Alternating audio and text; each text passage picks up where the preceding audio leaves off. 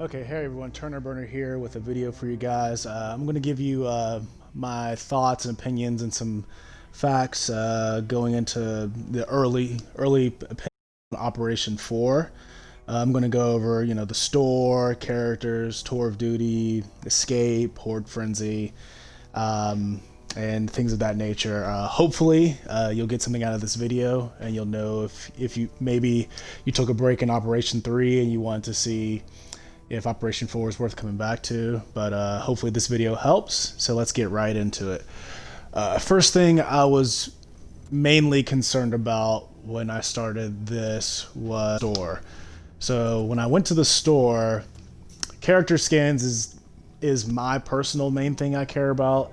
Some people may care about executions or expressions and blood sprays and things of that nature, but the main thing I care about is character skins. And when I got here, I was pleasantly surprised to find out that I can purchase character skins without using actual money.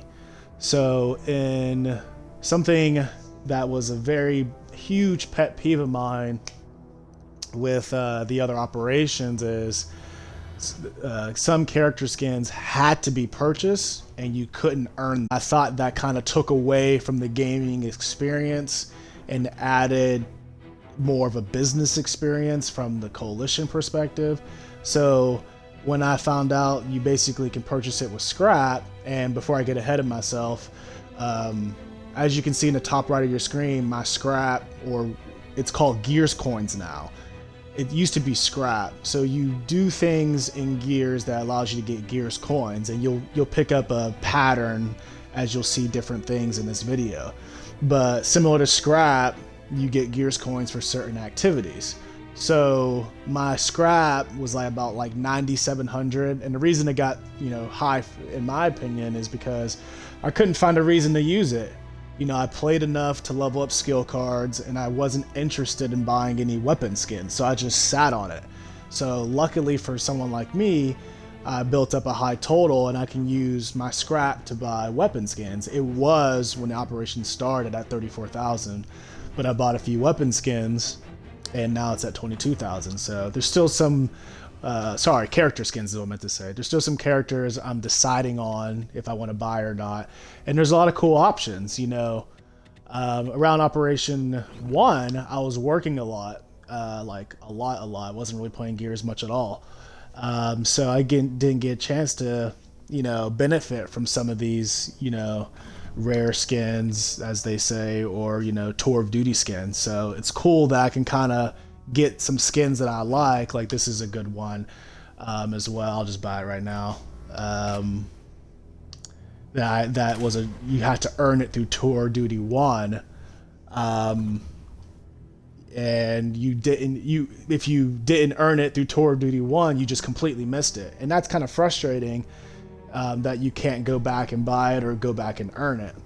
So but yeah, you can use basically whatever scrap you had, which is now converted into Gears coins, to buy characters. You can do the exact same thing with executions, expressions, mark, weapon skins. Here's some Locust characters as well for versus players. Here's a Paduk character skin, one of the new characters released in Operation 4. It just depends on what you're interested in. I'm like 50-50 on, so we'll just see what they add. One thing I was looking for was a Chrome Steel Lahni, because Lahni was my favorite Escape character, but I don't see it here. So maybe the Chrome Steel skins aren't available just as these are available, but the UIR ones are kind of cool. I kind of like them from Gears 4. This is when I saw them the first time. And here's some executions you can also purchase if you don't have them.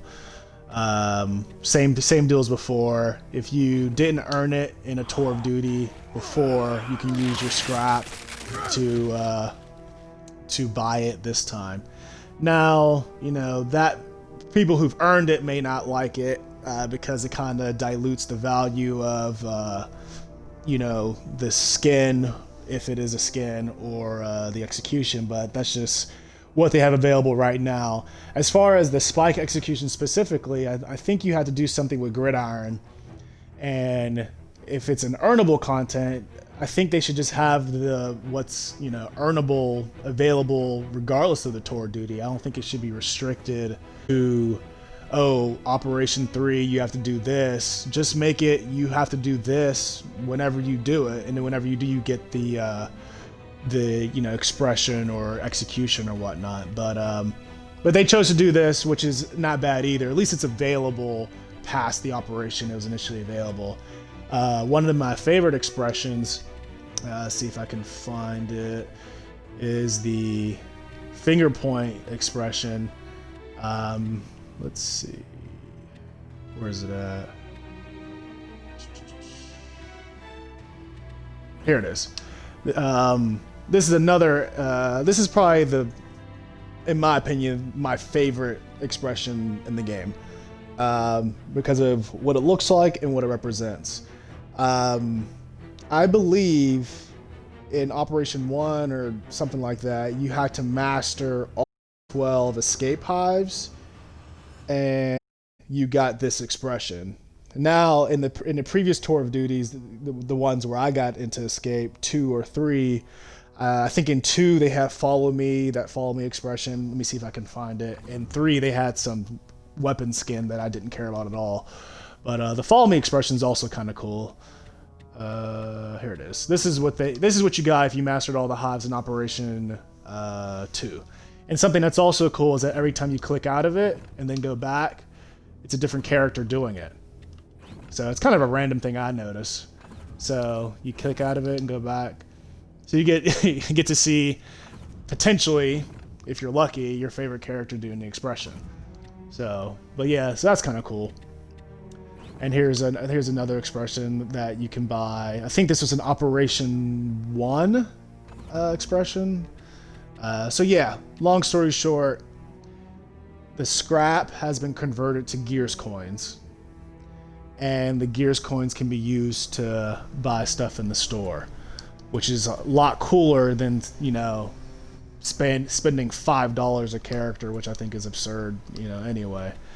If you care about marks and stuff like that, you can buy it here as well.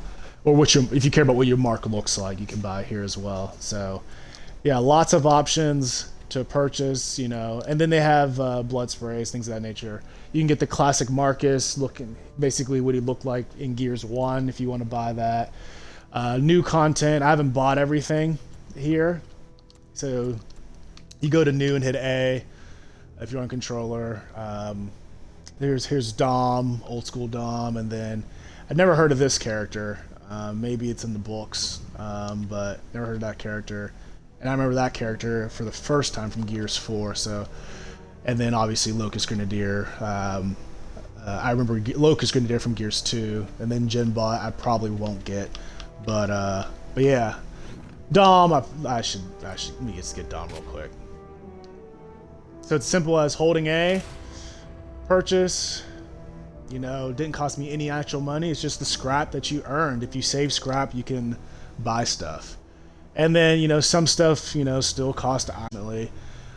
Luckily, you can get some iron from the tour duty if you haven't, I bought iron. I forget when, but I bought iron a while ago. But, so yeah, you can use iron to get WXP to W stars if you want to efficiently get through the tour of duty. But it just depends on what your style of play is.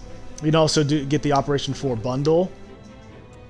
I'm not going to buy this since a lot of stuff is just available through scrap, so there's no point in me spending $20. But if you want to just knock it all at once, you can get all this stuff.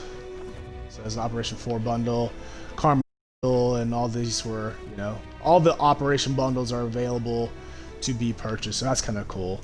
Some of this stuff is still just going to cost, I believe. I don't think this just costs money. There's no scrap you can purchase for these ones. So the store, very, very cool in my opinion. Not so much the stuff you have to use iron for, but definitely a big thing for me was using my scrap to buy characters, because that's really all I want to use scrap for anyway. So If you have any questions about the store that I haven't gone over, just let me know. I'm gonna get into the next topic. Okay, so the tour of duty. Basically, right now I'm I guess I'm 8% through it, and my next reward is 1,000 coins. So let's see, the tour of duty. Basically, there's different ranks, and each rank you'll unlock something, whether it's gears coins, whether it's, you know, reasonably cool skins. You can get iron, you can get you know, skins, mostly skins, character, iron, or coins, and there's the occasional blood spray, it looks like. And something that's kind of cool at the very end is the UIR, excuse me, cosmonauts. That's kind of cool. So there's different expressions that or at least that expression. I don't see a whole lot of expression, but it's mainly gears coins that I've noticed. Desert armor Marcus is going to be cool when I eventually get it, so I'm excited for that as well. So I think this is going to be the first tour where I'm going to try to, you know, or the first operation where I try to get all the medals as well as completing the tour. So that'll be exciting. I believe they said there's a benefit for completing early, but I honestly don't remember what it was, so I can't you mention it on this video. So also, if you wanted to, as you can see at the bottom left, it says re-roll an objective for, you know, if you want to get, you know, an opportunity to get more stars, you can do that for 0 iron. Every time you do that, the iron, I believe, doubles. So it goes from 10, 20, I believe it goes to 40. I believe it doubles. Whatever, if it doesn't double, it at least increases, because honestly, that could be, you know, changed. But I'm not going to use any iron on this, so I'm not going to test it here. But I know it increases every time you know, update an objective. So if you do like your daily objectives, you get a certain amount of stars, which allows you to increase for your tour. As you can see right now, it says, you see where it says 1,000 coins, and below it says earn 5 more to unlock. When I get 5 more stars, I'll unlock, you know, the next rank of the tour of duty. So the tour medals is one of the, if you have daily achievements you can do, and then you have the tour of duty medals. To do that, you just have to get there by playing the game. Some medals are easier than others. It just depends. Like for this one, I already have 25 headshots with a long shot. So that here's one right here where you have 150 rounds of versus matches or waves of Horde. I played one wave of Horde. I played one wave of Horde for somebody else, and then I played a game by myself. So I was able to, you know, get that, you know, 1/3 of that achievement in a day. So that those 4 stars, 2 Horde matches today, would allow me to get to the next rank of tour duty. And a lot of I clicked too far back. And a lot of things kind of overlap with other things. So for instance, it says, you know, carnage is just damage you do in all game types. You can get that concurrent with eliminations, concurrent with killing enemies. So there's a lot of stuff where you'll stuff at the same time or within the same game at least.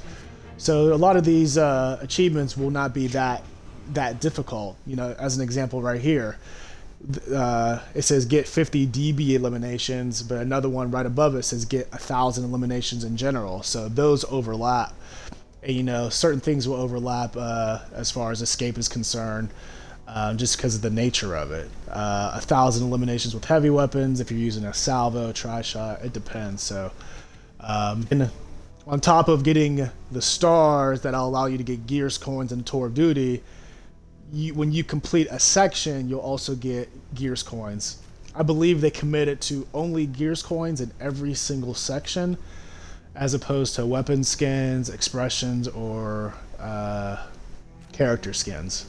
So I'm okay with that, because I can use those coins to buy characters. So it's basically the same thing, except I can do what I want with the coins I earn. So I do like that aspect of it. So let's see if I'm missing anything in the tour of duty. I think my favorite part of the tour of duty, looking at it, or favorite parts, outside of, you know, the coins, 'cause I think that's cool. Commando Dom and the Marcus skin. Where is it? The Desert Armor Marcus. I'm really looking forward to the Desert Armor Marcus. But yeah, the Tour of Duty looks good for the most part.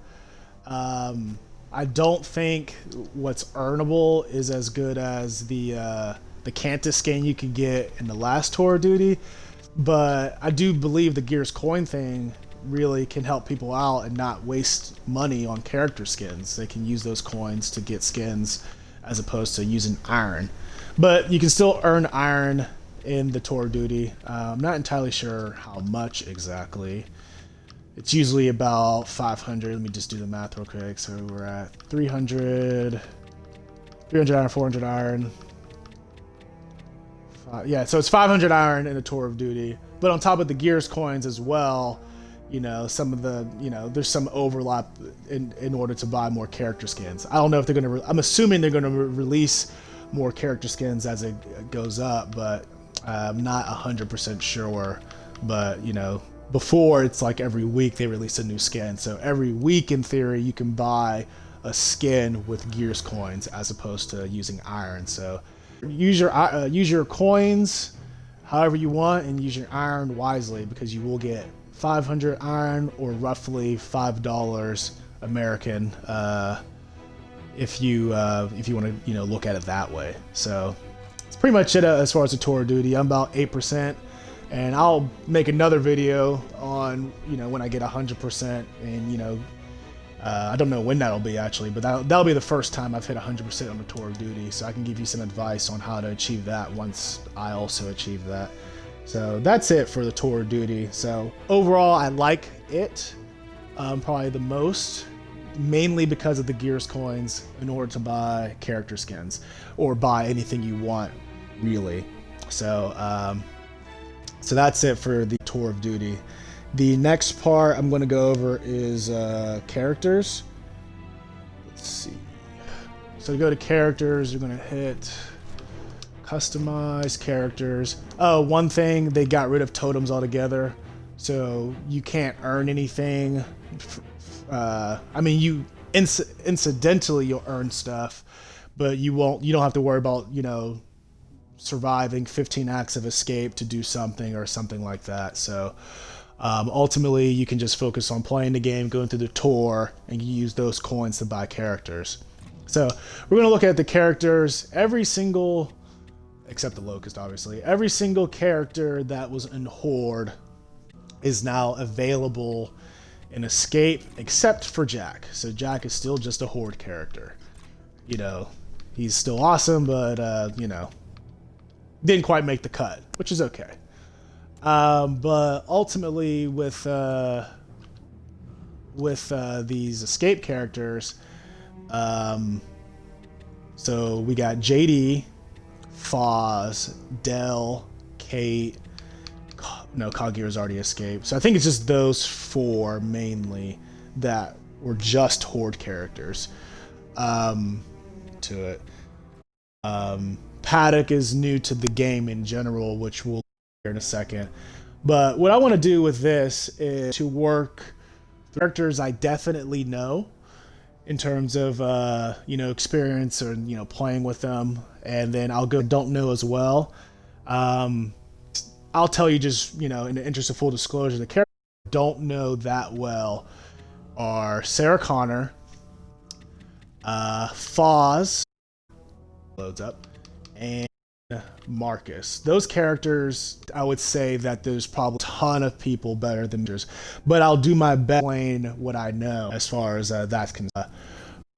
I'm going to start with my favorite character, Lahni. So for Escape, let's see, Lahni, I don't know if anyone knows this, but except for this new card, which is Nashery, my Lahni is complete again, and I actually still have a lot of extra, so maybe they'll do level 7 skill cards, we'll see. But yeah, so like I leveled up to level 6 and I still have 73 extra Venom Blade. Ambush, I have 177 gold cards, so I don't know if they're going to do level 7 or level 8 skill cards. That's not really why I play, so I'm not really concerned either way. I just kind of just play, but this is this character is fully maxed one thing they did, and they reworded some things. I don't know if it's trying to. I'm not sure if the skill card rewording is trying to confuse or trying to be more clear. So I'm gonna do my best to try to understand what I know about, you know, these characters. So as an example, so it used to just say 50% of bleeding. Now it says 100 dealt for 5 seconds. So I don't know what time is there for, but assuming the bleed is a little bit better because it, you know, bleed, now it's essentially 50% bleed, I think. So I'll try to see if there's any big difference. My biggest pet peeve that with Lahni, actually saddens me to even talk about it, with Lahni and Mac is they reduced their venom resistance by 18%, which is a huge difference on a master level. Venom resistance is all damage taken is reduced by 32% while in venom. It says cloud or ash, but the important thing is venom. So it was 50%. So when I was getting shot on solo runs, I would take way less damage, approximately 50% less damage than I wasn't. So it'd be the difference between, you know, getting down or not getting down, or winning and losing games. And I really don't know why it's such an odd thing to even address. Why change it from 50% damage to resistance to 32% damage? I totally disagree with that. I believe my throw of the hunt is the same. It was level 5, and I'm almost positive it was 32% before, and it's level 6 and it's 32% now, so I didn't gain anything there. So there's some questionable decisions, again, with the venom resistance. That's such a game changer in a negative way. I don't know why they did it. Like, Lahni didn't really, you know, Lahni was a good character, was not overpowered. You had to have skill to use her. You had to know you need to be in venom. You had to know how to do triple combos. But they just made, you know, much harder for Lahni users to be aggressive and, you know, fight scions and wardens one-on-one. So I don't know why they did it, but they did it. So, but yeah, as you can see, there's level 6 scorecards, but a lot of them aren't even. It says for the team score boost, the score. Now it goes, like, if you have max characters, it's 45% on a, you know, if you're doing score runs for Escape. Now at level 6, let's see that math, 35 plus 18, it's at 53%. So it's another 8% jump, which, you know, I guess it's fine. It doesn't really matter. You're level 5, still, you know, just have to work a little harder, I suppose. So that's kind of tedious, but, you know, I guess I don't have to worry about it for this character, but for most characters, I have to level up my scorecards just to get an adequate score run in. May not see a score run from me for about a week or two, just so I can level up my characters to level 6, or at least a lot of them. So the new card that they added for Lahni is Knack Mastery. I think this is more for Horde, because I cannot think of a logical reason why a Lahni character would use a gun in general, not for 10% extra damage. I don't know what it is at level 6. Maybe it's at, you know, 200%. Maybe I can get behind that, but 10% damage at 5% active effects for level 5. I mean, what's that going to do on a master level? But so that's a new card for Lahni. But overall, a lot of this other stuff we looked at that intently, I'm assuming they're better than they were before, or at least the same. So Brawler. So they made Lahni more aggressive, but made her weaker defensively, which basically makes her a worser character. She's not as good as she was in Operation. And that's disappointing, because she really was perfect the way she was. Because the Brawler, again, was 100% melee damage, not 30%.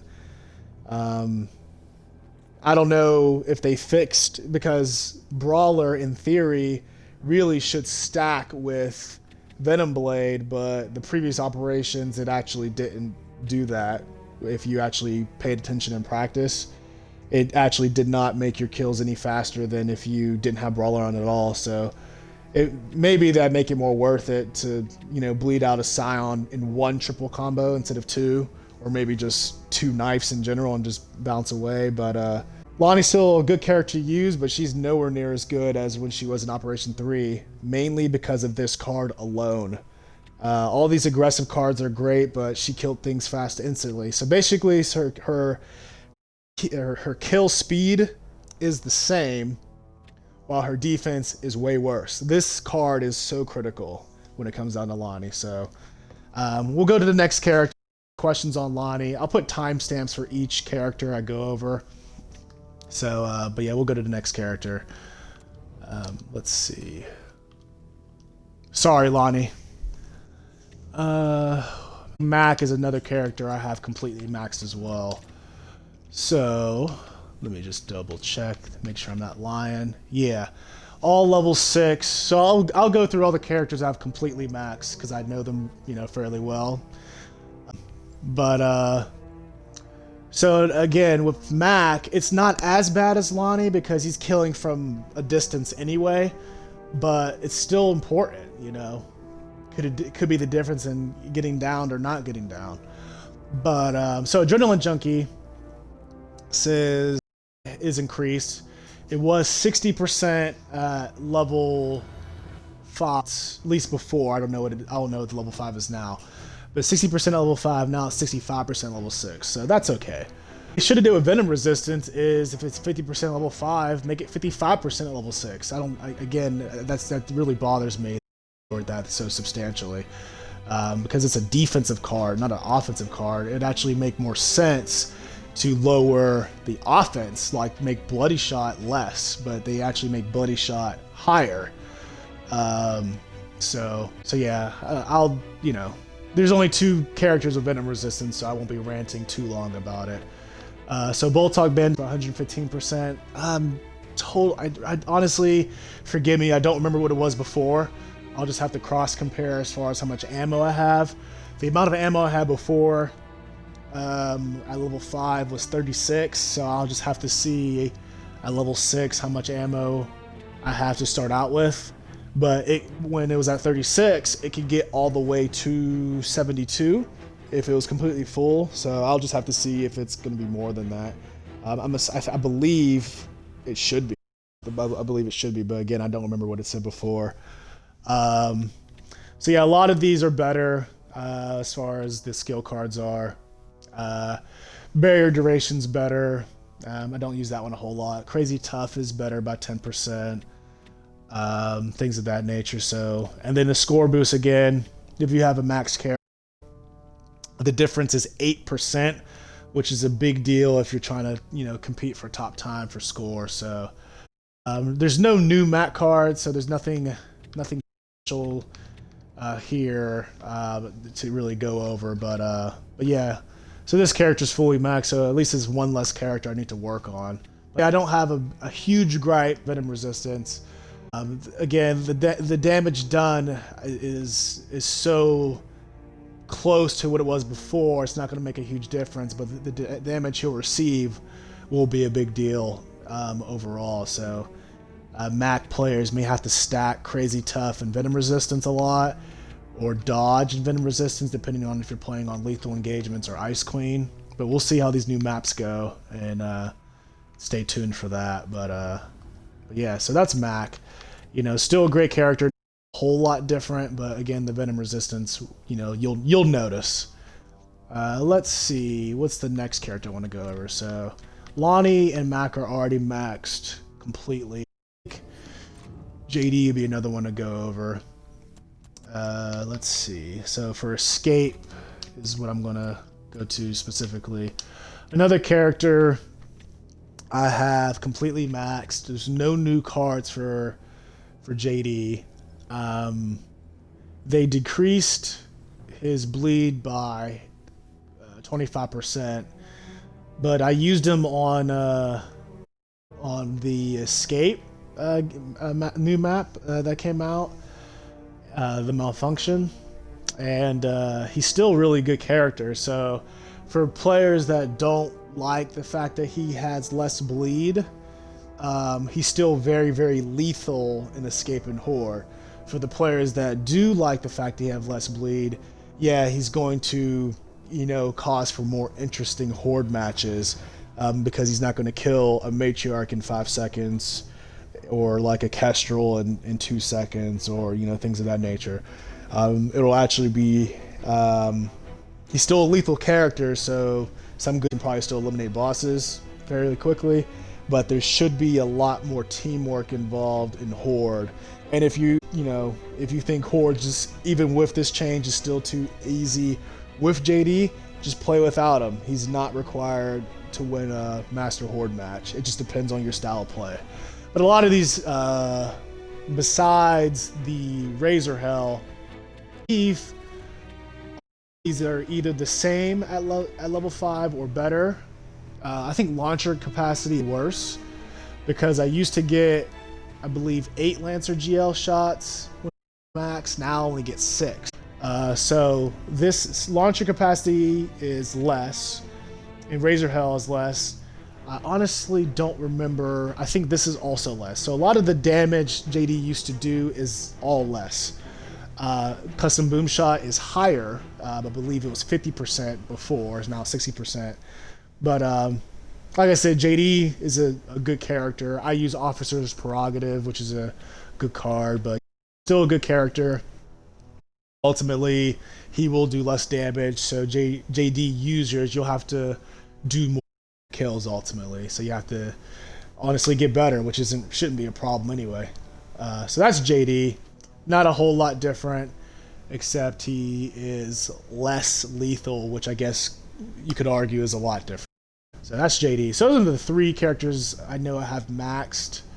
I believe Keegan's also maxed, except for, let me actually get that skin on. Let me buy the skin real quick. So another way to buy skins on the store is if you go to Keegan, you can just hit X on the Keegan, and then you can purchase it and just hold A. I may be out of my Gears coins by the time this video is over. Yeah, Quartermaster Keegan is a skin I wanted to use, but couldn't. But anyway. But ultimately, with Keegan, see, all my stuff was level 6. It looks like a lot of the stuff is looks like the same on this less. So the bleed is half. So a lot of so that's what him and have in common. Their bleed is now half. It used to be 50%. Now it's 25%. For this change to occur, there must have been complaints about how lethal these 2 characters were in Escape and Horde for this to occur. But ultimately, yeah, the cards are similar enough to where it's not a huge thing. Resupply duration's very cool. That's 60%. I'm glad they increased that. It was 50% level 5. Recharge bounty looks like it's about the same. Who knows at level 5. Grenade pouch, I believe, is the same. They added a new card. Let me actually write that down. Make sure I remember which characters have new cards. But Keegan has a new card called Interrogation, where it says taking a meat shield marks all enemies within 20 meters. So I'm iffy about this card because, you know, being a max Keegan, I play Keegan a lot. There's a card called Situational Awareness, and I know that card doesn't work properly, and it sounds similar to this Interrogation card. So Situational Awareness, it reads as aggressive enemies are automatically marked for 12 seconds, which when you're not dealing with like distances, or if the enemies actually hit you, you're dealing with a word like aggressive, that's such a relative word. So aggressive for you may be something that's shooting at you, but aggressive for someone else could be something that actually makes contact. It just depends on who you ask. So I think the subjectiveness of this card is, you know, what makes it really not work. I actually tried it on the Warren a long time ago, where I was running around from juvies, where it was a master match, and I knew that, you know, the juvies are going to be lethal, they're going to be aggressive. So I was just running around from juvies to see what happened. So the juvies, not a single juvie got marked until it hit me. That's the only time a juvie got, you know, got marked.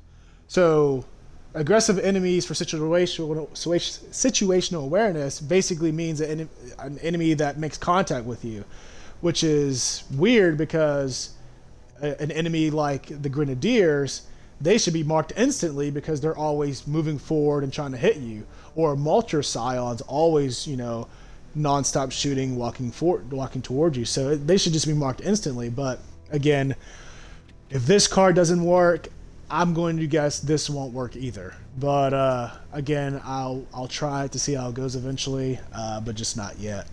So I'll look through some of these cards real quick. Venom Boost, I believe, is better. I believe by about 3 seconds. So just small improvements. Hammer Burst could come up. That's better. Score Boost again. 53% if it's at level 6. Gonna make a big difference if you're doing score runs. But big thing for Keegan users is you're gonna have to do more to get your kills. So I guess if it's 50% before and 25% now, you have to shoot. So a long time ago, or sorry, not a long time ago, but in Operation 3, I did Keegan solo on the line. At 25% bleed, I don't think I'm going to be able to do that. I don't think that can be done anymore, because it's you need to kill Scions efficiently with it just being yourself. But ultimately, the Coalition's is not considering my solo runs. It's considering the 3-person act, and maybe they think Keegan users are getting kills too fast. That's all I can logically think. You know, as far as why this card is so much less than it was before. But ultimately, so that's key cards in a nutshell. Most of them are better or the same, and then Shredder is not as good. It's been nerfed, if you will. So that's Keegan. So we've done JD, we've done Mac, we've done Lahni, we've done Keegan. So let's go to so the characters I know after that are Kait and Cog Gear, and you know, some other ones as well. But so Kait is oh, that's the skin part. Actually, there's a skin I wanted. Let's buy this.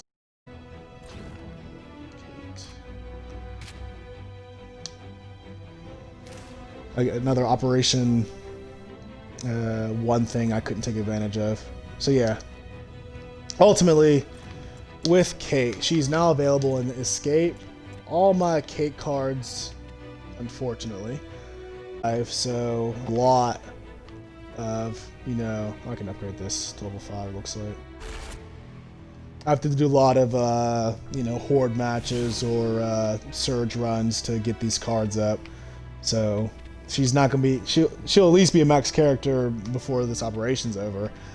But ultimately, the laceration and blood resonance is by not so much by what it reads, but based off of the Horde match I played yesterday, it is not as good or not as lethal as it used to be. So the bleed damage is not as good. Maybe level 6. Let me see, level 6.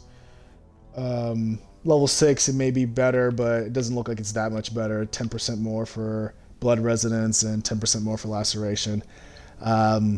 It's not enough to factor into Operation 3, 2, and 1 Kait.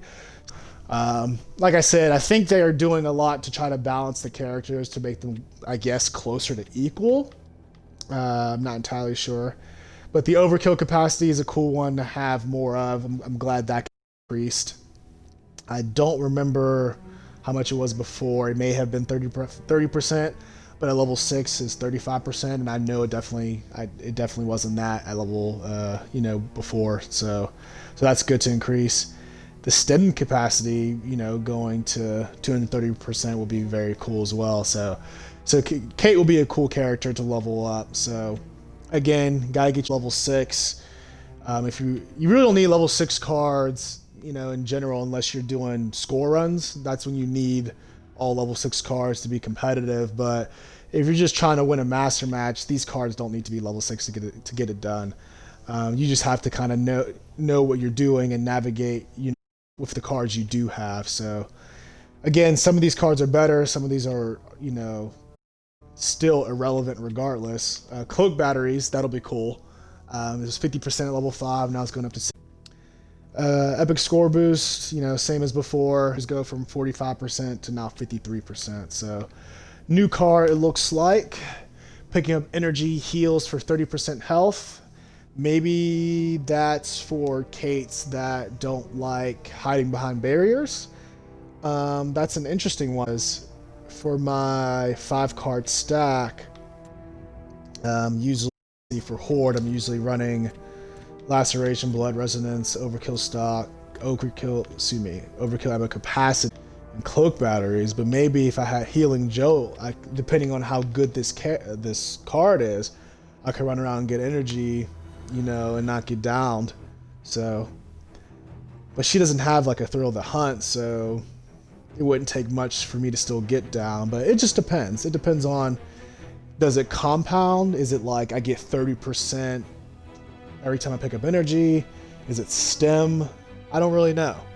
I'll make a note of that about Kait though, that she has a new card, just in case you guys are wondering who has new cards and who doesn't. But yeah, that's Kait in a nutshell. The bleed is not as good, but pretty much every other card I'm noticing is a little bit better. So that's Kait. Dell is actually my first max character. Let's see. If I go to, let's go to Escape. I don't have any cards for Dell, or any cards selected because I haven't used Dell yet. But let's look at this in the Horde fashion first. I was only able to instantly upgrade repair efficiency and reinforced fabrication, but I actually need a lot of cards for a lot of these, unfortunately. So some of them, like repair stem, are level 6, but a lot of these, I believe all of these are a little bit better than before. Let me look. Yeah, I believe, if I'm not mistaken, this will be the most relevant. Efficient fabrication, and it'll be the last card. If you're trying to max them out, they'll be the last one you get, because it was the last one I got. So yeah, that one took a while to get. Played Dell for the longest time, but yeah, 30% to 32%, that could be relevant, especially with how Horde is played right now, with, you know, the increased in expensiveness of the forge and things of that nature. So, but yeah, Dell's a good character through some of these last. Yeah, everything is just a little bit better at level 6. I probably can't show you all in detail every single one of them because mine aren't level 6, but if you want to pause the video on any of these, feel free. Blocker is one of his better cards. I do like 2%, but a lot of these, it's like, you know, they won't be the difference between winning and losing. If you can win with 25% faster, you can win with 27% faster. You know, it's just not, it's not a huge difference. You know, it's good to have slight improvement, but it's not a huge difference. But yeah, Dell, you know, once I max him, will also be a good character. I like to have all max characters by, you know, when an operation ends. That's another thing I want to do on top of the tour duty goals. But yeah, no new cards for Dell. Just the same old good stuff. Let's see. So we did Dell. All right. So now we're gonna get into. Actually, let me scale down the characters I do know before I go to the characters that are close by. So we're gonna go to Baird now. I don't know if I've actually upgraded all this stuff yet. Nope. So it doesn't look like. Oh, my Baird was actually looks like. Huh, interesting. But most of my stuff, well, my cards looks like I can get to level 6. Other cards, I mean, some of them matter, some of them don't. The Global Sentry upgrade will be a game changer, depending on the difference. Yeah, 35% more damage. That's a big deal. That's a big deal compared to 30% more. So that'll help against Sentinels and Guardians and things of that nature. Precision repairs looks like that'll be good. I'm glad they fixed the barrier glitch a long time ago. That really annoyed me. It made, some players as far as using Baird is concerned. But yeah, it doesn't look like anything's been nerfed. Probably because no one's thinking about how powerful he is. So it looks like all of is better than before. So yeah, even the Bloody DR1, which is an okay card, is better than before. Bloody support, yeah, a lot of his stuff's a lot better than before. So yeah, level up all of his cards you can be improved upon from last time. Efficient or combat engineers went up 30%, which if you're doing repairing, if you're an engineer in Horde, you're there. So yeah, all these cards are better. So Baird is one of the rare characters that hasn't been nerfed or weakened. So that's Baird.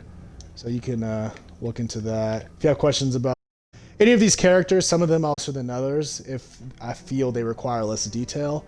But if you have questions about a particular character, I'll be more than happy to answer it. So here's Lizzie. No new skins for Lizzie for some reason, but that's not the point of this section. So I don't know if my Lizzie was maxed. She was either close or almost. But let's see. Is there any level 4 cards here? I didn't. Healing Tri-Shot wasn't level 5, and then my Lizzie was going to be max. Well, now she's not max anyway, so it doesn't matter. So let's upgrade this. So it looks like she has a gold card saying that Drop Shot deals 30% extra damage and stuns enemies for 1.5 seconds.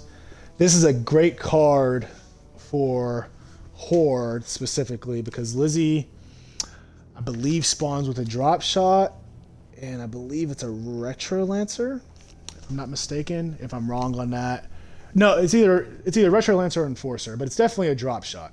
I haven't used Lizzie in Horde in a while, so I'm not 100% sure, but it could be Enforcer or Retro Lancer, but ignore that. Drop Shot. So the Drop Shot is something she spawns, ends up giving it to, she always ends up giving it to, excuse me, I lost my train of thought. She always ends up giving the Drop Shot to a character that has value with explosive weapons, such as, as an example, she would give her a Drop Shot to, or she would give it to JD, because JD spawns with a Boom Shot and an Asher, so she never had any purpose to have the Drop Shot besides giving it to somebody else. Her uncle Clayton, she'd give it to because Clayton has explosive stun. So now she also has her own version of explosive stun. It looks like 30% extra damage and stuns the enemy for 1.56 seconds. So that is very, very useful. And depending on the Horde set, could be very useful as well. So Cold Finish looks like I don't know if it's been nerfed. I don't remember all those numbers. Yeah, I don't remember all those numbers if I'm being totally honest. So I have this maxed out. Healing Munitions is a very underrated card. It stacks well with Silverback Salvo, because if you're using Silverback Salvo, you basically have a healing salvo in conjunction with healing munitions. So you just have to read the cards so you understand what they do. So because it says explosive damage heals the Silverback, Silverback Salvo does explosive damage. So Epic Score Boost is level 5, right now level 6, you'll get that extra 8%. which is a difference between Operation, 3, 2, and 1 versus Operation 4. Healing Tri-Shot, I believe, that's an improvement, 80% of damage dealt. So, but yeah, this new card for Lizzie is definitely, I don't know if it's necessarily a game changer, but her and her uncle, if you are both in, Horde, can start stunning bosses now. Drop Shot couldn't stun any flyers per se necessarily, but everything else, you can stun, Matriarch or Carrier, things of that nature. So a lot of these cards have value. Just gotta get your characters leveled up, mainly. I guess I gotta level this up myself. Let's see. Yeah, so some of these are level 6, some level 1, level 4, and most of them are 5. So my Lizzie was almost max. So I actually have a lot of work cut out for me for this operation and getting my characters up. So just when I thought I was done with characters, I got to go back to work. So Enforcer. Oh, this is another new card. It's got to be. Yeah, it's another new card. Enforcer Expert. It must be for Horde, Enforcer, and Drop Shot. I'm going to put my eggs in that basket. So 10% of damage and 5% active effects with Enforcer.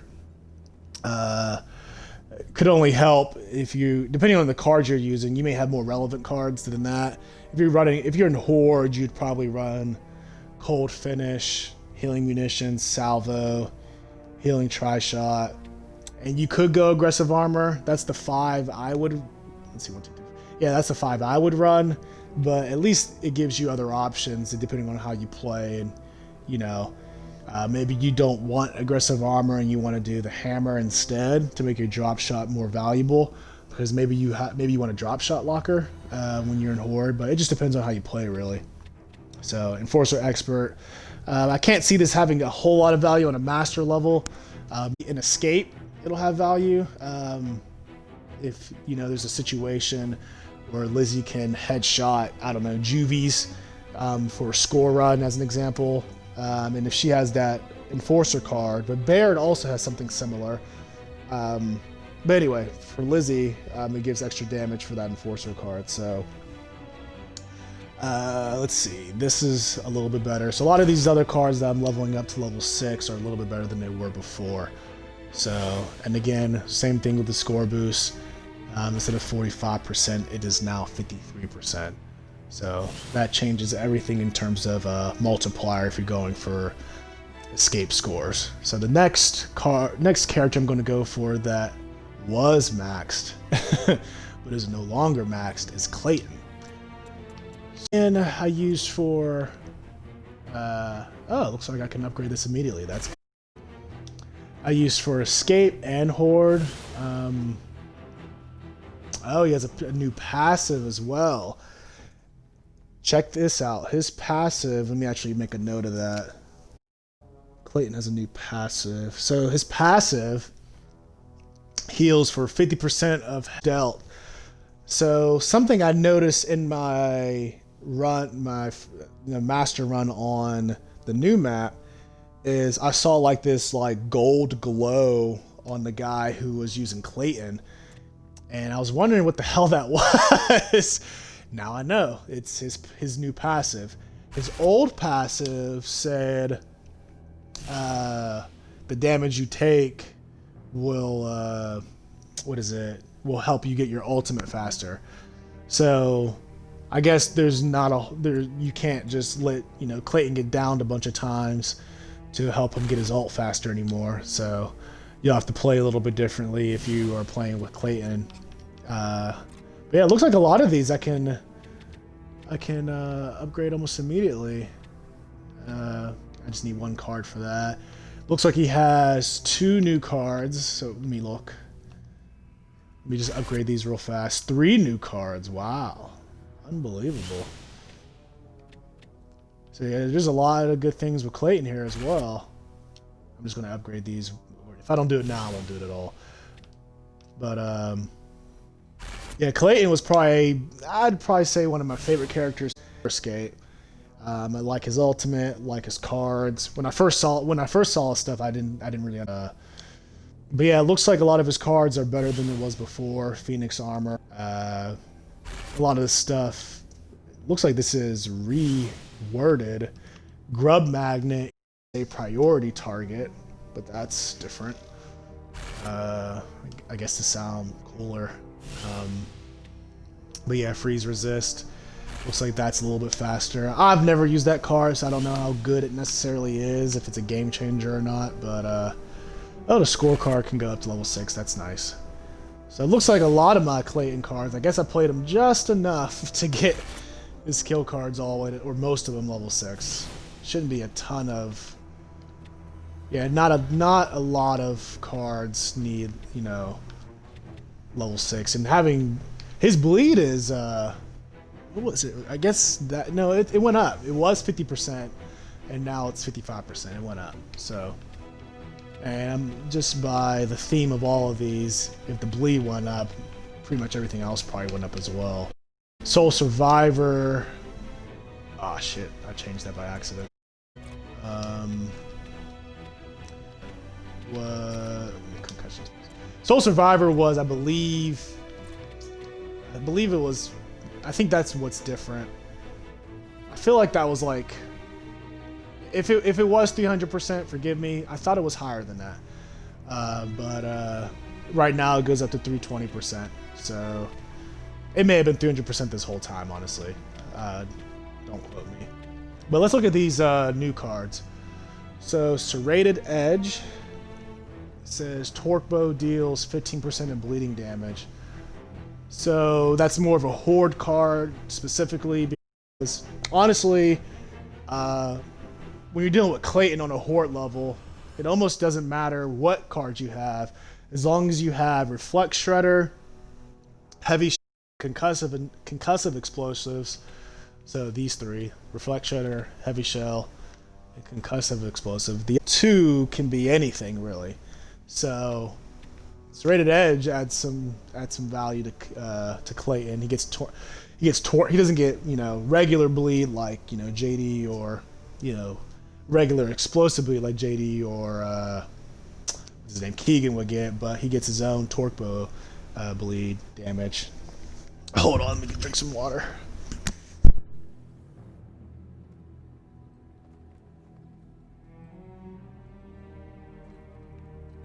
So yeah, Serrated deals 15% of bleed damage, so that's a good card. I like that card. So I'll have to work on Clayton some more. Mulcher Mastery, 20 extra Mulcher damage. The Mulcher in Gears 5 is so sorry. Yeah, Gears almost. I thought I said the wrong Gears for a second. The Mulcher in Gears 5 is really awful, but possibly it could be good in Clayton's hands. I don't know what it is at level 6. I'm going to go out on a limb. Let's see, 20, 40, 60, 80. It may go up to 120%, maybe just 100%, maybe even higher than that. We will see. I don't really know at level 6. So, and another new card is Heavy Capacity. Very, very useful because of the fact that you get more explosive stun. If at level 1, you get 40%. I can't even. I mean, that's going to be a really good card once it hits level 6, if I'm thinking correctly. I believe that would, you know, if at level 6, you probably may get like 46 salvo shots or something like that. So yeah, so Clayton's got 3 new cards. I mean, I think everyone else has just 1. So yeah, just pay attention to Clayton's new cards because they'll be very useful for Horde or Escape. Because if you kill Mulcher Scion in Escape or Horde, you can just put that Mulcher on your locker, and the Mulcher has value now. It used to really not. Most times you just forge it if it's Horde, or ignore it if it's Escape. But now you have to pick it up. So, but yeah, 3 new cards it looks like. So I really like these. Yeah, this is good. Yeah, it's definitely one of the bright spots of this operation is Clayton. So, and also be careful when it says ready to upgrade. Make sure you look at the bottom to make sure it says 0, So it says hold upgrade for 300 coins. Make sure it says 0 because you can get to, you know, spending a bunch of money on things that you don't need to upgrade. So anything that says ready to upgrade basically only means you can afford to do it. It doesn't mean you have all the cards for it yet. But yeah, I'm happy to see most of these cards are level 6 though. Played them just enough. Alright, let's see. Let's go to their character. I've done Lizzie, I've done Baird. Let's go Cole. So Cole is not quite maxed, at least not level 6 in the areas that really matter, like the score of 9 more cards. So that's pretty disappointing. I could pay for it, but I won't.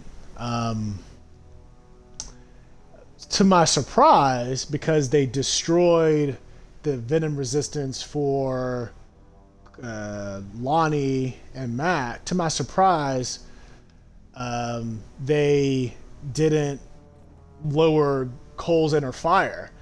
I thought that was going to be like a theme where all the melee characters were going to be worse, or you know, I thought that was what's going to happen. But literally, a character that was already extremely powerful, they made him more powerful. They made, you know, all the glory cards still there. It went down to 25%, level 5, but level 6 is 30%, which is plenty. And then Torch Tackle, I forget what it was at level 5, but something. But I was surprised by their decision here, because almost by default they make Cole the best escape character, because it's really about the health, in my opinion, than it is about, you know, how many kills you get or how fast you get kills. Because on a master level, they are so lethal that if you don't have any health cards, if it's a freezing modifier, you'll just die instantly. And if it's, you know, if there's venom, you'll die quickly and things of that nature. So it's an interesting choice to make this character, because literally, just off of memory, all of the cards are better than they were before. Even Thrashball Pro is better than it was before. I wonder if that glitch is still going to work, to where if you run Inner Fire and Thrashball Pro, I wonder if he still can get melee down, because that would be really, really sad if that works, considering the amount of videos I've put out and other people have put out to where Cole can't get hurt by melee attacks when he has those 2 cards ready. So they literally only nerfed this card, which is such an odd choice in my opinion. I like if Lahni's is 32%, Inner Fire needs to be 32%, because it's really not fair. It's not fair to my girl Lahni. But you know, I'll move on. But yeah, Damage Dash I believe was 40%. It's now 43%. Thrashball Pro I believe was 60% at level 5. Now it's 70%. So yeah, all these cards are better than they were before. They're not all 6s on my end, but yeah, all these cards are better. It was Perk Up was 50%, now 60%. So if they made him now he has incredibly high health compared to what he had before. So we'll see what happens moving forward. But yeah, Cole is probably by default, since they ruined Lahni, the best escape character, because his health is so high, and since he still has this card, level 6 30%, he's still an absurdly good character. So pretty disappointed with their choices with Cole. But he's still a good character, and you can still use him, and you need to level him up. But and no new cards with Cole, so nothing special there. Doesn't need any new cards anyway. He's good enough. So let's see. We've done Baird, we've done Lizzie, we've done Clayton, we've done Cole. Here was my first level 18, but never Dexter. So we'll see. Ugh, some of these cards are super low. Level 2. I don't know as much as I used to know about COG gear, unfortunately, but I'll see if there's any new ones that I'll touch on real quick. So grenade capacity, that's a new card. That could be useful. I don't know what it'll be. I don't know what it'll be at level 6. Maybe it'll get to like 6 grenades or 7 grenades, but we'll see. Because it would stack well with another card called Suppressive Recharge, where grenade kills recharge team revive by 110%. So if Cog Gear can just, throw nades, she'll have her ult ready, often enough to where you'll always have team revive every round if you're a team that needs it. So, but a lot of these I doubt they made worse for Cog Gear. That would be very, very. That would be odd if they made worse. I mean, I'll skim over them real quick, but that would. I doubt they made these. All these cards, I'm going on a limb, are better than they were before. Let's see. This is 20 duplicates. Some of these are level 6, but most of them aren't. But yeah, grenade pouch. If you're a Cog Gear user, let me make note of that. Actually, this is a new card. If you're a Cog Gear user, it'll stack very well with Suppressive Recharge. I'm going to assume it's going to go up to either 6 or 7, possibly even 8. But my first guess would be 7. Like 7 total grenades you can have, so 6 more. It's like Keegan or JD, or how JD used to be. So that could be a good card for YouTube as far as that's concerned. So, but yeah, definitely if you're using Cog Gear, do cards that support getting team revive often, because you're not going to do any damage, you're not going to kill any bosses as Cog Gear. You're mainly. That's why I had that's why I had cards like when I was Cog Gear months ago. Overdoing it, team revive heals, revive friendlies for 9 seconds. Just stuff like that. There's one that heals fortifications. Let me see if I can find it. Yeah, team repair, team revive, repairs fortifications by 35%. This is another good card. So as far as if you kind of like supporting people winning, this is a very good character to use, because the team revive is she's the or he, depending on which Cog Gear you use. I'll say she because I use the she. She's the only character that can do this. So just from the uniqueness alone, there's value. So yeah, grenade pouch is definitely going to be a big deal, depending on if it's the Cog Gear stacks these 2 cards. Because 110 seconds, I don't know exactly how many grenade kills that is, but I'm almost positive it's like 3 or 4, and then her ult is ready again. So, but you'll just have to combine those cards to see how effective they are. Let's see. Intervention, it says kills revive teammates within 5 meters of the kill. Oh, okay. I got confused for a second. I thought I was talking about killing your teammates. Okay.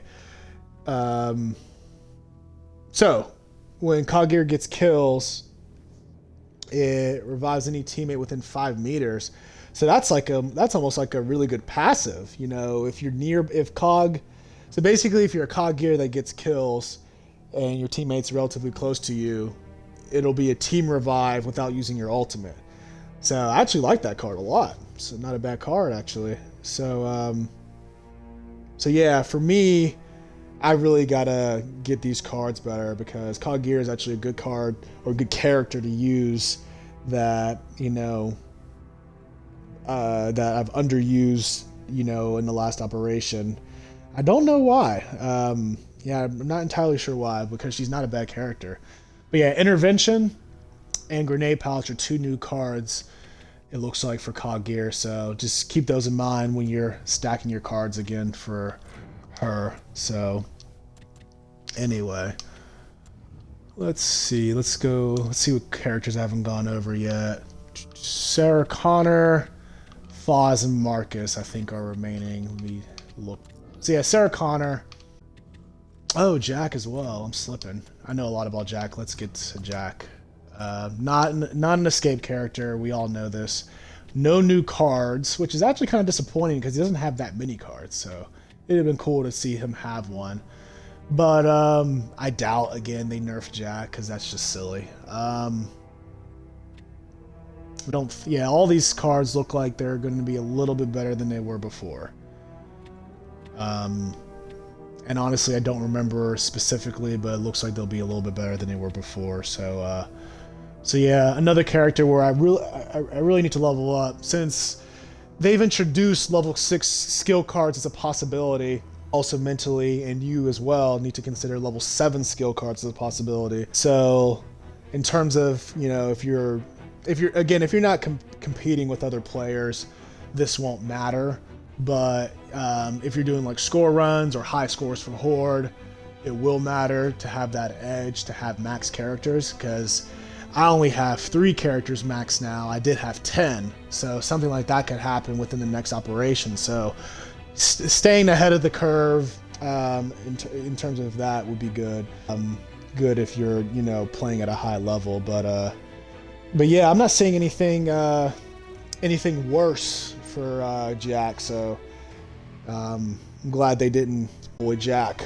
So yeah, he's a good, obviously good, in some cases mandatory Horde character to use. So that's Jack. So we got three characters remaining. So we're gonna do Sarah Connor next. So again, wow, no new cards. I don't even have to scroll down. That's just sad, actually. She only has 8. Couldn't give her 1. So no new cards for her. Don't know why. I do need to level her up as well. That's actually, there's actually a lot of leveling up I need to do. I know I keep saying that, but it's just a reality. Some of these characters I either don't use or thought they weren't any good, but ultimately they're going to have unique values once some of these escape maps come out. And I'll get into that at the end of the video. Some things I'm excited for, but yeah, Sarah Connor. There's really nothing special here. She's an okay character. I don't think I have any gameplay for Sarah Connor because on the link you can get a bunch of flashes, and I was just trying to level her up, and I think I played her once or twice on that map, but yeah, it's just a character I'm not all that familiar with, to be totally honest. She's decent. Let's see if her passive is any different. No, it's the same as before. Damage you take slowly recharges your ultimate. Decent character. You know, she can knock back and stun enemies if she's in her ult, so that could be cool if she's battling. I don't know if it works on bosses because, again, not all that familiar with this character. As you can see, it's only level 13, but I would assume it definitely works on like scions or below, like drones or elite drones. But yeah. But yeah, I don't know enough about Sarah Connor. But yeah, no new cards for Sarah Connor. Let's see. Fahz is another one. I actually just bought this skin. You know, once they released the operation, I think it's a cool one. But it's a character I'm leveling up, so again, I don't really know much about Fahz either. Maybe people who know a lot about those 2 characters can comment below and teach me as well, because I'm gonna spend this operation getting to know all the characters, not just the ones I think are relevant. But it looks like this card was always, well, at least they're in Operation 3. Yeah, he has no new cards, and I doubt they made him any worse. They really only made the bleed characters worse. Like if the character had bleed, except for Clayton's ultimate, they made them not as good now. But besides that, I can't think of a reason why, or I can't think of anything bad here. It looks like, again, this character is so low for me. I don't know what it was before versus what it is now, so I can't really comment on a lot of stuff, so I apologize. But yeah, all I can tell you for sure that there aren't any new characters for. Oh, I couldn't upgrade this one. There aren't any new skill cards for this character, so But yeah, if you're a Fahz player, let me know if you know anything that I'm missing or things I need to touch on. But I'm him over it so you can see it for your own eyes. But ultimately, I don't see anything. I don't see anything different because I don't really use them like that. And that's really my fault. I really need to, you know, and I'm gonna do that in this operation, branch out more to other characters, get familiar with all of them, max out all of them, things of that nature. So this is the skin I'm excited about probably the most out of this whole tour duty, by the way, just a side note.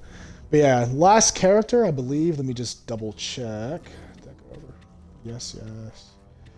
Last character, no, second to last character. I almost forgot the new one, Paduk, but last character I went over. He is far from maxed out. I only was working on him for a week, and it ended up being pointless because it didn't work out. But ultimately, a lot of my cards should be 4s and 5s, not maxed, but I'm gonna work on that. I can upgrade some of these level 6. But it looks like he has 2 new cards I'm going to look at here in a second. One called Flankum and one called Headshot Master. So let's see the value for these 2. So Flankum says 50% additional ballistic damage when attacking from the side or behind. Ballistic damage. Is that just... I guess it's just any bullets? Lahni has a similar card, and I didn't like that one. This could be good.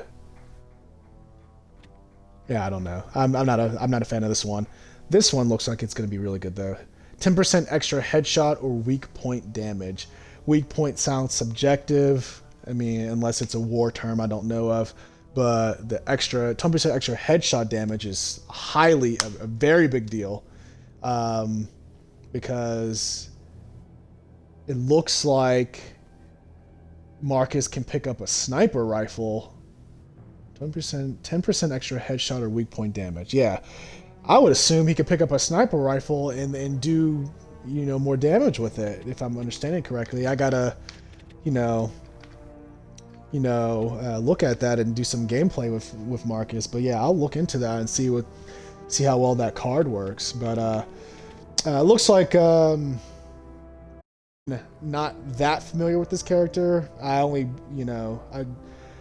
leveled him up for one purpose, and I didn't even get a chance to use him for that purpose, unfortunately. So, life goes on. But it looks like all these characters or all these skill cards are for the most part better than before. But yeah, Flankum, I honestly don't care for this one at all. Maybe I just don't understand it. But this one is a very big deal. 10% extra headshot damage, 20% extra headshot damage. That's a very big deal. So yeah, that's a difference maker for sure. So yeah, let me make a note of that Marcus new card. But yeah, Marcus is gonna be a good character. Horde or Escape. Yeah, you'll probably see me using him in Escape more with this headshot thing. Because I'm going to assume that he can, if he picks up a sniper, he may be as lethal, not as lethal as Fahz, but, maybe is outside of Venom, which I guess is just as good as everyone else. But yeah, I could see him being good in Escape for certain. So, let's see, we've done Kait, Dell, JD, Jack. We've done all these. This character's not in Escape. Horde, done Lizzie, Clayton, Baird, Cole. Alright, so all I have left is Paduk. I actually just unlocked it through the tour. He has huge arms. But yeah, this is what you get for just via, the store. You can use, I think it's 2,000 Gears coins for it. But yeah, Kylo Squad Paduk, you unlock through the tour. I forget where I'm at in the tour, but you unlock him there. But yeah, let's look at his escape stuff. Haven't used him at all yet. So, passive ability, deal double damage to enemies under fear. Ultimate ability, Fear, put near by enemies into a state of fear. Enemies under fear cannot attack and will retreat. Does not affect bosses. So, bosses, I don't know how broad that is. Some people say bosses and they're talking about, every Swarmak, Matriarch, those types of bosses, but does that also count like the Stump, Warden, Sentinels? Do those count too? I'm going to assume it counts for all of them, just to, guard myself. That way I don't think I could put Fear into a Sentinel. But, so his cards have to do with Fear. That's interesting. Like I said, I haven't used him yet, and essentially, since he's a new character, all of his cards are new. When I level him up more, I may do another video on this character since he's new, but we will see. So let's see, we got, I'm actually going to look at all these individually since I don't know them myself. So, Armored Shot, 35% bleeding damage while Paduk has Stim. I don't know if one of his cards, if it stacks with another card, we'll see. Killing an Intimidation, killing an enemy with critical hit applies 7 seconds of fear to damage. Fear to enemies within 5 meters. So that'll stack well with his passive. Let me double check what his passive says. Deal double damage to the enemy. So, killing an enemy. I just got to play this out because some of these cards say certain things and other stuff happens. So I got to play a lot of this out, but I'll look at them with you guys. Consecutive critical hits. Increased damage 5% each hit up to a maximum of an additional 200% damage. Okay. Okay, that's good. Epic score boost, nothing special there. 50% less damage while executing an enemy and gain 40% stim after the kill. Okay, executions. I wonder if that includes meat shield, or if it's just like double B executions. We just hit B a bunch of times, but I guess I'll have to play that out as well. But that could be cool. Getting stim at a master level is always important because that means you at least have more health, at least for a short period of time. And if you're getting a lot of kills, you get a lot more health, often. But says executing enemies, and I wonder how specific this stim is. Like, does the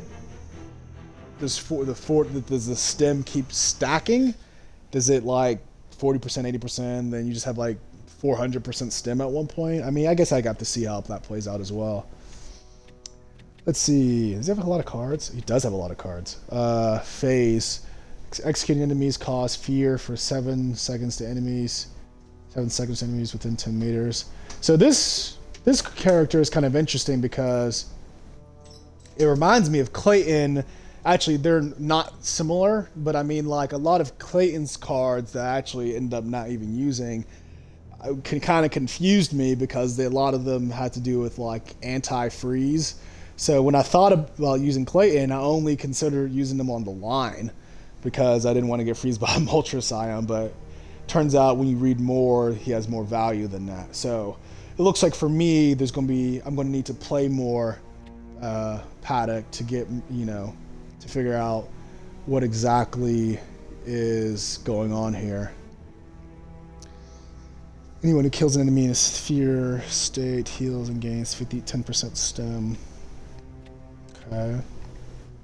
Concussive rounds, headshots on drones, shepherds, and deadeyes with Boltok stuns for 1.5 seconds. Interesting. Map has shepherds and deadeyes. So I'm going to assume, it says Boltok. So I'm going to assume that the gun he spawns with for escape is Boltok. So that could be a big deal actually. Actually is a big deal. Because you can just stun them, they're not shooting at you. Yeah, this is a really good card. I gotta level this character up. Acceleration deals 5% extra damage to targets over 15 meters away. That's good just if he's sniping. Because if he's doing Is it just Boltok? If he's doing Boltok headshots at a far distance, he'll get more damage, and he may be able to headshot them in a couple shots. So, picking up energy heals for 30% health. That's a Horde card, similar to Kait's new Horde card. So, if you're running around a lot, that'll be good. Marks of Mastery, 20% extra damage. So this card, Marks of Mastery, could stack well with Acceleration. Marks, yeah, these two essentially could stack well with each other to do really good damage for Horde or Escape, depending on the weapon availability. Natural Proficiency, 5% increased damage, active effects, okay. Menace, executing enemy gives 25 seconds of ultimate recharge, okay. That could be good as well if you want to just constantly put enemies in fear. Rain Down, 5% extra damage when at least 1 meter above the target. I guess if you're on a if it's Ice Queen, if it's Ice Queen, I guess if he's sniping a drone and he's above them, he should do more damage. 5% is so low, so we'll see what it is at level 6. Fearsome Aura. We got 3 more cards. Fearsome Aura increases the distance that enemies are affected by your ultimate by 1 meter. Okay. Terror. I like the look of that imago. He's like so scared. Extending fear duration to 9 seconds. Okay. Precision resistance, excuse me. 20% resistance from precision rifles. Looks like he'll have some snipe, value as well as the execution value. Nomad armor, 20% damage resistance from ballistic weapons within 15 meters. Okay. Yeah, there's some good defensive cards, which is highly valuable, until they mess them up or something. But highly valuable defensive cards that can be applied. I don't know all these levels. Here, I'll let you look right now. I can look at when we get stuff. We got Terror, Nomad armor, gold card, armored shot. So yeah, there's a lot of purples. They're almost all purples. But yeah, it's yeah, you can look at these cards as well, and when you get the Paduk banner level 17 and the Paduk Bloodstray level 18. But yeah, I like him already. I mean, I'm only level 1, so we'll see how he does on certain maps. Maybe, and it looks like yes, the maps that are coming out, these new characters, whether it's Horde to Escape or Paduk, they'll have value from a standpoint of how to explain this. What is it? They'll have value for the new maps, I'm guessing, because I used JD on the new map and it was a really good game for me. So like it went really, really well. JD doesn't have any health, so don't think I'm gonna use JD a lot, but I thought it would be cool to use a skin that was new to me and also JD in the process. There's characters I don't have, and I am going to apologize, but most of them I don't even want, like Emil. It really depends on how much he's worth. Nah, I don't. Yeah, I don't want Emil, because Emil and Cat is decent at Horde. She at least can build stuff, but Emil doesn't have any help.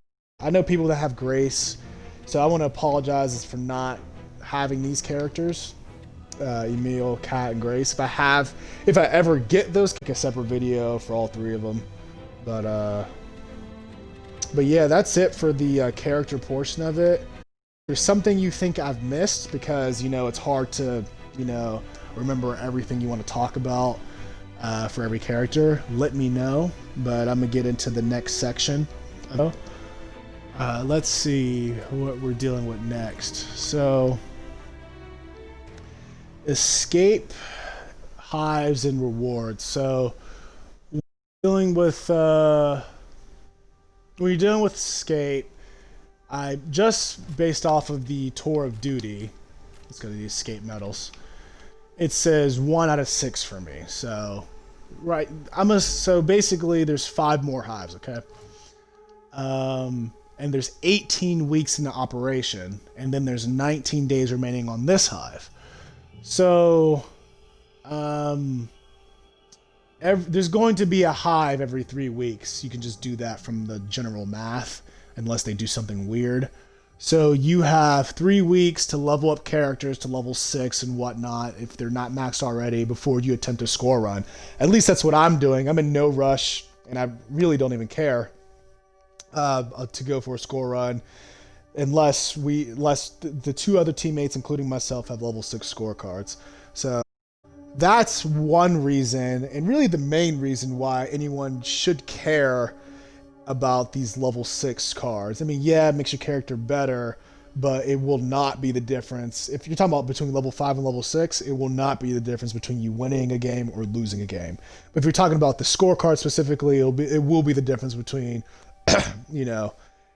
top, whatever versus, maybe top 100 versus like top 10. Like if you don't have the cards ready. So keep that in mind as well. But something I want to touch on with Escape that a lot of people don't know is that, hold on one second. I was removed from a party that, give me a second. I'm in a party chat to make sure my mic is working. Okay, we're back in the party. So a lot of these hives, a lot of people don't know. Let me just skim over that real fast. So the fastest way to get skill cards character is doing Surge on Insane with Lethal and the Scion modifier off. You're basically just going to run past all the enemies and get to the LZ and, close the door, But this has a low success rate compared to another very easy XP, thing is the clock. So, the clock, you just want to take off health. Everything else you want to keep on. But everything dies so fast you can use, any character to level up, efficiently. It has a higher success rate than the Surge does, because the Surge, not killing anything, just enemies, even if lethal off, you can still get down. So it's kind of dicey.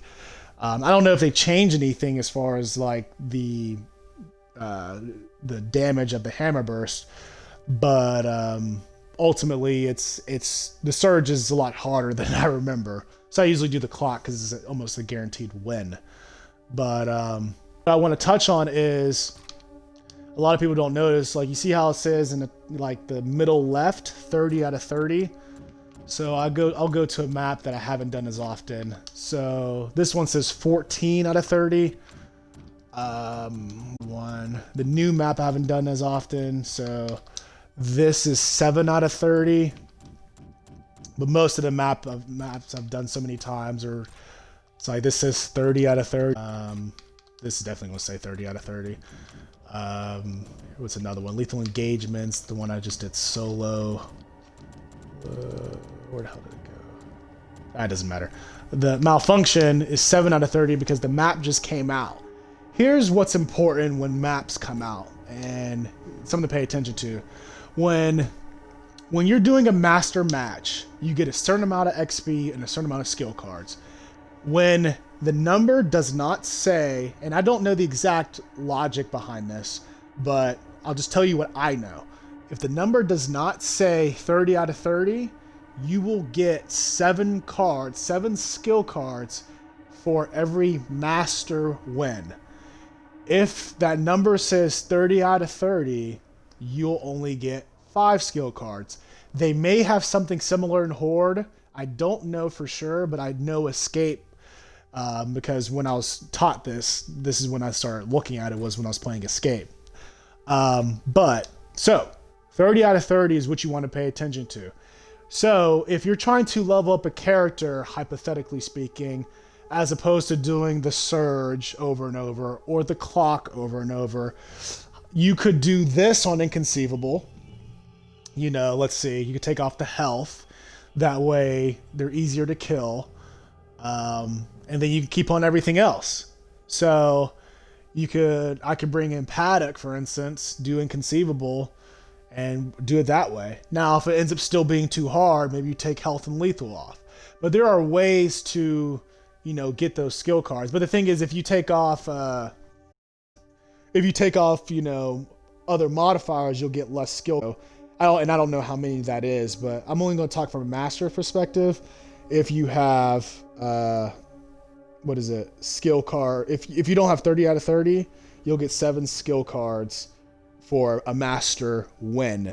So pay attention to the maps you haven't done as often and see what it says out of 30, because it says, 12 out of 30. I think it's usually an odd number. 11 out of 30, whatever. That means that's a map you want to take advantage of and level up your characters through that map before it gets 30 out of 30. At least that's one way to do it. So there's a ton of options to level up characters. Don't feel you're restricted to just the 2. So so what they did with this one is what I like about it is they have, what do they have? They have 2 Sentinels, which really racked my brain because, the worst mini boss or boss that I've dealt with in an escape match is the Matriarch on Ice Queen. So you just freeze the Matriarch and that's it.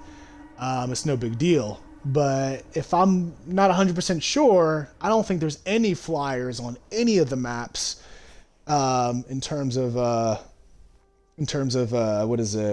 an escape level. So it was quite a shock. I mean, there's a flock on one of the older maps, like the Hive or something like that, but there's nothing like this. So I think this is really cool because it challenges you to think outside the box of how are you going to get rid of a Sentinel? Which 3 characters are ideal for getting rid of a Sentinel? Are you going to use Marcus to penetrate using his ultimate? Are you going to use JD so he can use his ultimate? What are you going to use to get rid of a Sentinel if it was waiting for you at the LZ? Also, something that's going to be cool coming up for Escape, oh, that's the wrong one, is in the tour. Check this out, something I'm really excited about. It says eliminate a Swarmak in Escape. You know how awesome that is and how awesome that sounds? So basically on that map, you're going to need JD, you're going to need Kait,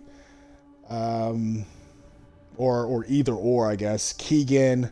So that'll be a fun map whenever that happens, especially if it's like just waiting for you at the LZ. So yeah, that'll be exciting. That's some exciting stuff that I'm looking forward to Escape. When it comes down to the fact that a high is out every 3 weeks, I'm back and forth on that. This first one I'm okay because it gives me time to level up characters, but then after that it's just kind of like, I mean, maybe I'll just be playing a lot of Horde. I guess we'll just see what happens, but I don't know. I feel like a hive every 3 weeks is really infrequent. I mean, is the next operation gonna be a hive every 4 weeks? So, but I guess I'm okay with them having a hive at all. My only pet peeve, and it's the same pet peeve I mentioned in another video, is the fact that, what is it? These rewards, if you look at them, depending on where you're at, you may be okay with it, okay? But what is it?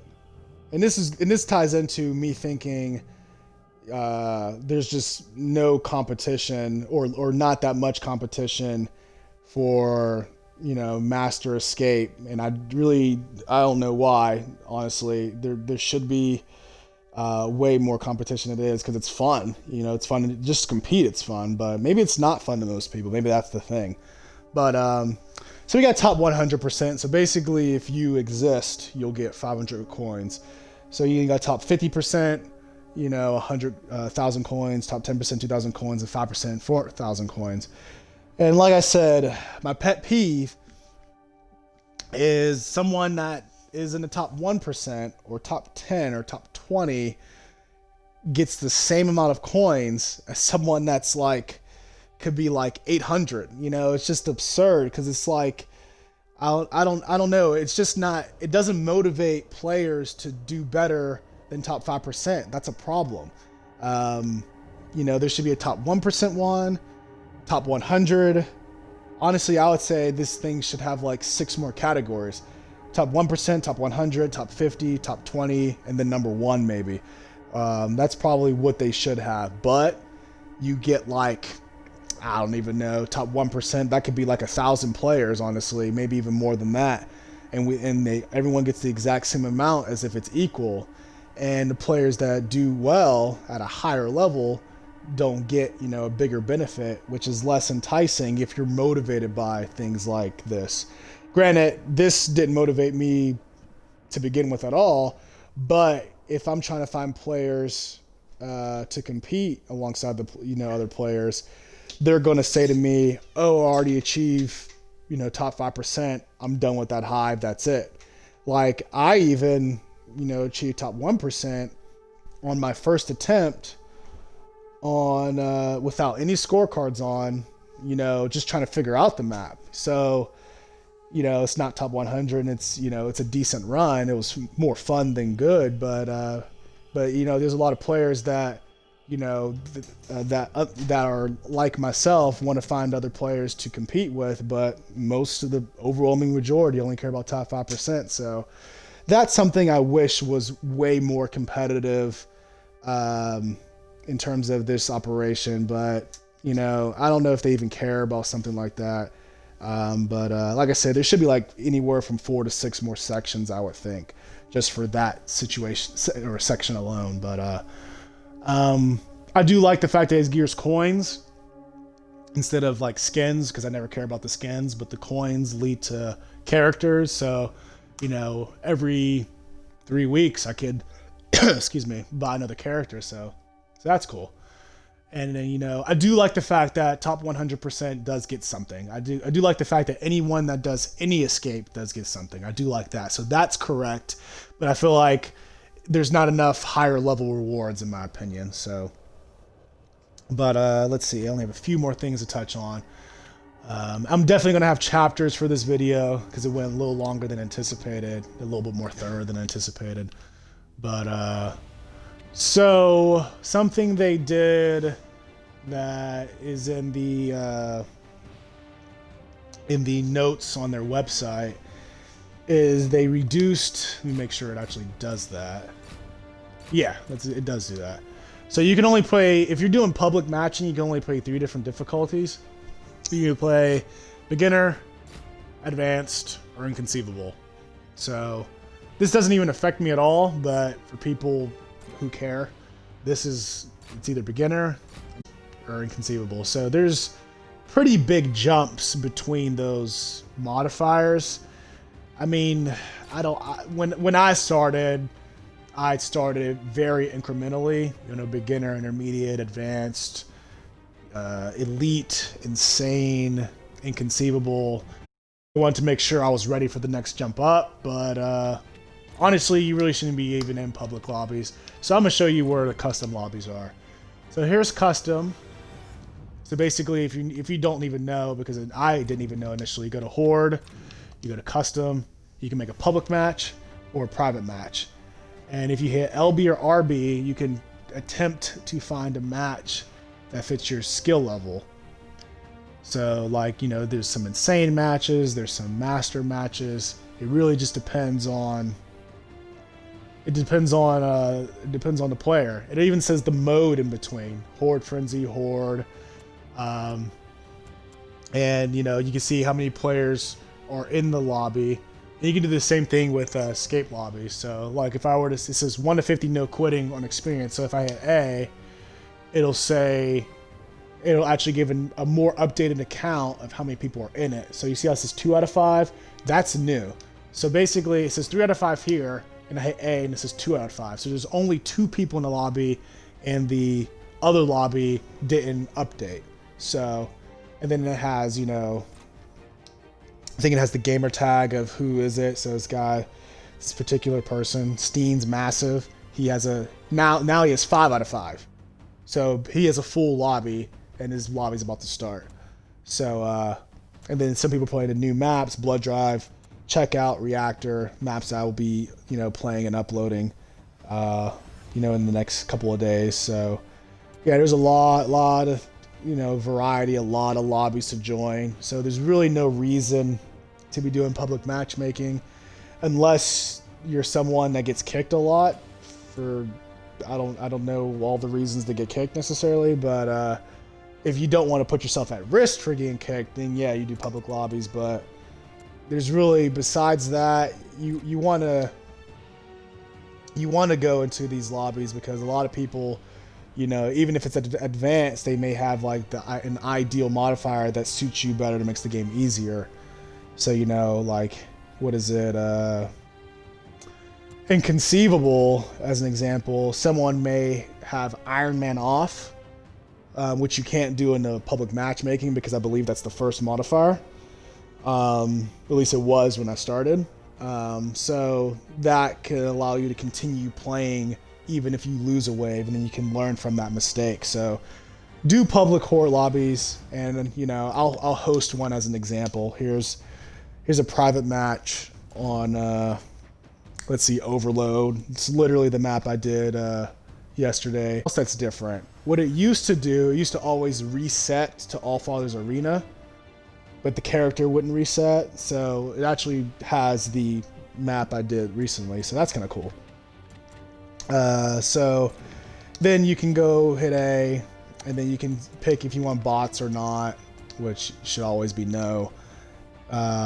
I invite people typically, so it's rarely visible in the lobby unless I need one more person, and then you can have a public name, level 18, just put deposit, because people sometimes don't deposit.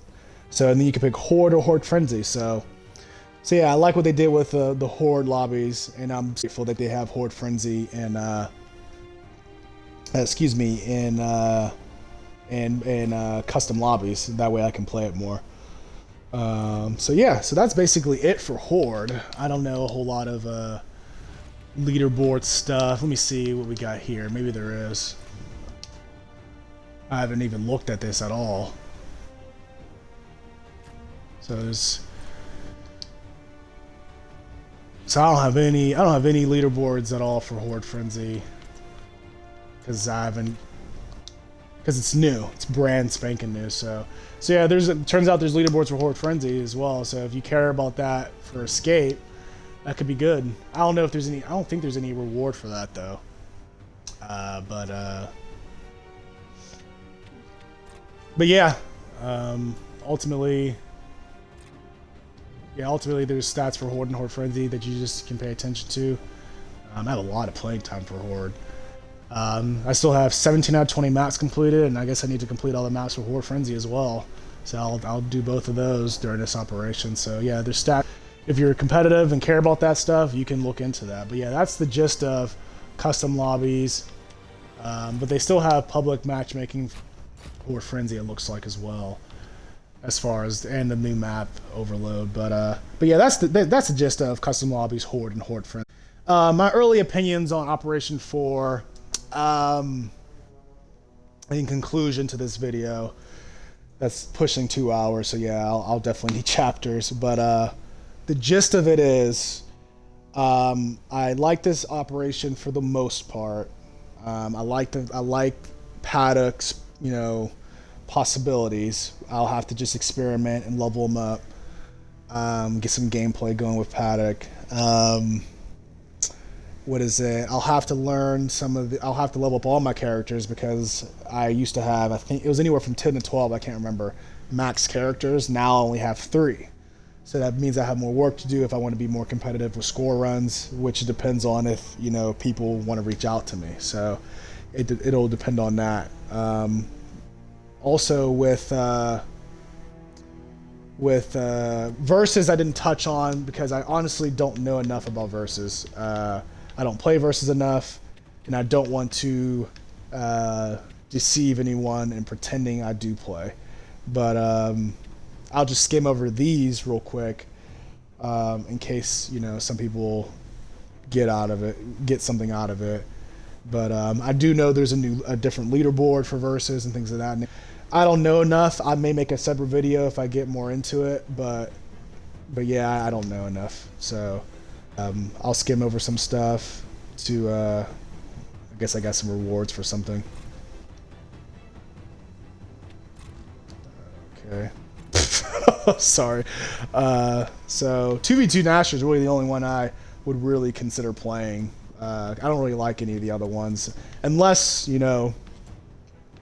if I go in with at least 3 or 4 people, I'll play it. I'll play some of these, but yeah, I don't care for the camping and the lancering a whole lot. But unless the lancer's been nerfed to not work, then I'll play versus again.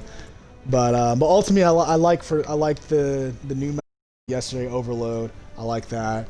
I like the Malfunction. It's different, If I'm able to solo it, it'll be different than your typical solo. So we'll see how that goes if it's possible. My gripes, like a lot of the Horde characters coming into Escape. But what I don't like about, by the same token, as an example, Dell, that's not how you look at it. Dell doesn't have any cards that suggest he's going to be a good escape character. I mean, resistance from precision weapon. I mean, unless there's lockers later, I mean, I can't even wrap my head around why would I use that. I mean, there's custom robotics where if he picks up, let's see, so on DB weapons. So I guess if he uses an M-bar,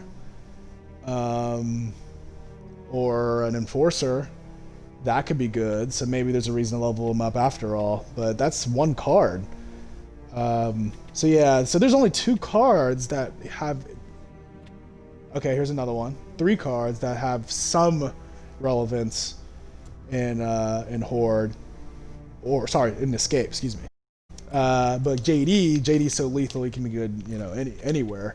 So he's already a good escape character, but none of them have any health cards, and it could stay that way, I guess. But I don't know. I just like characters that have room for error, that aren't constantly dying venom and things of that nature. But that's just my thing. So I like Cole, I like Mac, I like Lahni. Those are my 3 characters because I know they can take some damage and they don't have to hide behind corners all the time. So. But yeah, if it would have been cool if they had some sort of venom-based character or venom-based damage or venom-based health thing. But that's fine if they don't. I'll just work around it because Marcus doesn't. And neither does Baird, and neither did Lizzie, neither did Coggear. So they probably won't do anything with that. Now that I'm thinking about it. And Cole has health cards, but they're all based off of other stuff. They're not based off of venom. So Paduk, I don't think he has any Venom specific cards either, so I guess the fact that they don't have Venom specific cards is okay, because I guess that's only these 3, Keegan, Lahni, and Mac. But I guess my biggest gripe is with Lahni, and I'm going to show you it, is just the Venom, not the Venom Blade, because I don't care, but the Venom resistance is 18% lower, so Lahni users, be advised, you are not as you can't take a lot of damage anymore as you could, because basically the skill card that was level 5 has basically been reduced to level 3. It may say level 6, but it's basically a level 3 card because it was 30% before. Same thing with Mac. So except it's less of a big deal with Mac because he's not as he doesn't do melee stuff. That's not where he gets all of his kills, but yeah, all the other characters I'm not really bothered by. Nerfing JD to make his, bleed less, Keegan less. I don't think they did anything with Lizzie. Cole, they really didn't do anything at all. They made him have higher health and slightly less explosive. They really didn't do much. They made him an already strong character, easily the best escape character now because of his health cards, if you stack them properly. So that's that. But yeah, I'll try Paduk, and if I learn more about Paduk, I'll express what I find out, you know, going forward. But I think the big thing for me, my positives, are mostly the excitement of the fact that, you know, the Horde character is going to be an Escape. I mean, doing Horde stuff like eliminating a Swarm I can Escape, that I am definitely looking forward to that. Highly excited. Eliminate 30 bosses in Escape. I think that's bosses and mini bosses. I think that counts as well, because if I have one, it's either the Stump or the Sentinels that counted for it. But a lot of these medals are easy to achieve, so what I'll try to do is get 100% this tour of duty. So that'll be fun to do. You know, go out of my comfort zone, playing some verses and things of that nature. So, but yeah, that's the gist of it. I believe I touched on as much as I could. The store as well. That's something I was very excited about. Scrap being converted into Gears coins, which is now, you know, you can use to purchase characters. So, but yeah, definitely looking forward to. I started at 34,000 yesterday. Now it's all the way down to 12,000. So, as you can see, I've been buying stuff and I've been excited to get, you know, certain things. But Thrashball Kait, let me just buy that as well. But yeah, all in all, I'd probably give it, you know, an 8 out of 10. I feel like there's some issues with the coal. The coal not being nerfed correctly, and Lahni and Mac being, you know, their health being destroyed for no logical reason. But yeah, that's pretty much it. And then the scrap being in the Gears coins is a good thing. The escape rewards is still not competitive enough. It just makes it less enjoyable for me. Maybe most people don't care and they're catering to those people, but for me it's not as enjoyable and it makes me just want to do something else. But pretty much it, guys. I'm not going to keep rambling because I could keep thinking of stuff, but I'll close out this Twitch and upload this video here shortly. Thank you for listening. I'll create chapters for you guys, and you guys enjoy Operation 4. And let me know what you don't or do like about Operation 4. Like, comment below. And let me know also if I missed anything in this video when you guys listen to it. I'll have chapters so you can decipher what you guys care about.